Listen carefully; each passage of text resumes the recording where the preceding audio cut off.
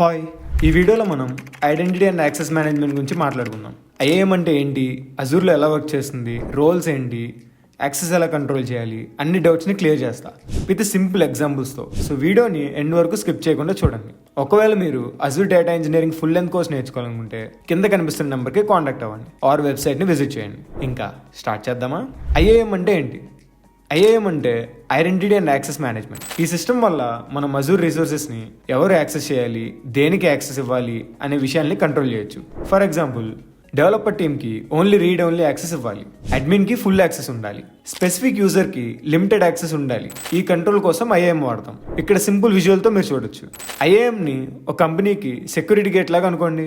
ఎవరు ఆఫీస్లోకి ఎంటర్ అవుతున్నారో, ఎవరికి ఎంత యాక్సెస్ తీసుకుంటున్నారో అనే డెసిషన్ని IAM తీసుకుంటుంది.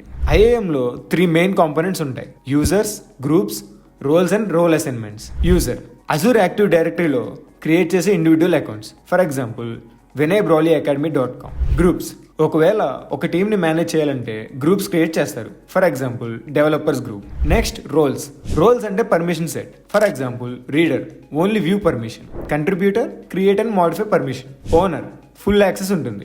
ఇక్కడ విజువల్ని చూడొచ్చు, మీకు క్లియర్ క్లారిటీ వస్తుంది. ఇక్కడ ఒక రియల్ టైమ్ యూస్ కేస్ని చెప్తా. ఒక కంపెనీలో డెవాప్స్ ఇంజనీర్కి అజూర్ VMని మేనేజ్ చేయడానికి యాక్సెస్ కావాలి, బట్ ఆయన SQL డేటాబేస్ని ఎడిట్ చేయకూడదు. ఈ రిక్వైర్మెంట్కి IAM సొల్యూషన్ ఏంటి?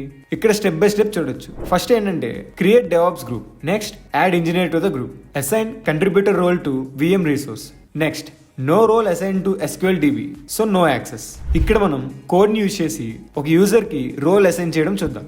First of all, login to Azure. ఈ పర్టికులర్ కోడ్లో అసైనీ అంటే ఎవరికి యాక్సెస్ ఇవ్వాలనేది, రోల్ అంటే ఏ పర్మిషన్ ఇవ్వాలి, స్కోప్ అంటే ఏ రిసోర్స్ మీద రోల్ అప్లై చేయాలి.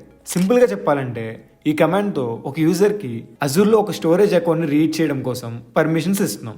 ఎడిట్ చేయలేకపోవచ్చు, కానీ చూడగలుగుతాడు. Next, built in versus custom roles. అజూర్లో 2 టైప్స్ ఆఫ్ రోల్స్ ఉంటాయి. Built in roles: reader, contributor, owner, user access administrator. Next, custom role. మీ బిజినెసెస్కి స్పెసిఫిక్ పర్మిషన్స్ కావాలంటే కస్టమ్ రోల్ని క్రియేట్ చేయొచ్చు. ఇక్కడ ఒక కోడ్ని చూద్దాం. ఈ కోడ్ని యూజ్ చేసి మనం ఎవరికైనా విర్చువల్ మెషిన్స్ని చూడడం మాత్రమే ఇచ్చి ఎడిట్ చేయకుండా రెస్ట్రిక్ట్ చేయొచ్చు. Perfect for someone who just need to monitor VMs without changing anything. ఈ JSONలో మనం ఎవరు చూడగలరు, ఏం చూడగలరు, స్కోప్ ఏంటి అనేది డిఫైన్ చేస్తాం. Next, best practices in IAM.